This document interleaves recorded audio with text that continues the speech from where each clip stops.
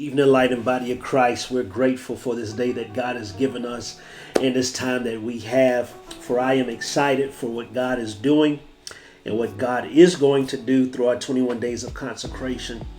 That as we prepare to turn our hearts, our minds, and our souls and also our plates over to God, that we'll see His divine supernatural power do things in our lives and in our communities, and most of all in our church as well. That these 21 days of consecration that we set aside that are modeled after the book of Daniel, recognizing what him and his 3 Hebrew friends did, as well as Daniel himself, we take this discipline of fasting to be able to commit ourselves to drawing closer to God. And in that drawing, that we would develop a deeper, intimate relationship with Him that would allow us to walk closer with Him, not just through the 21 days, but every day of our life.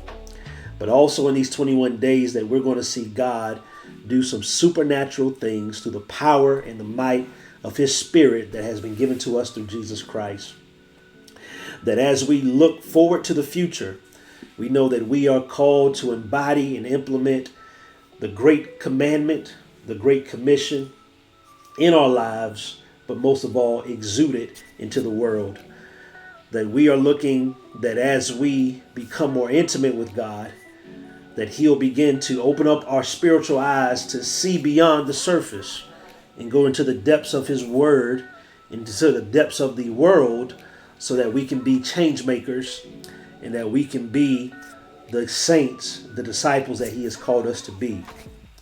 When we look at discipline and disciples, they closely correlate. It also brings us into mindset of what it is to walk with God.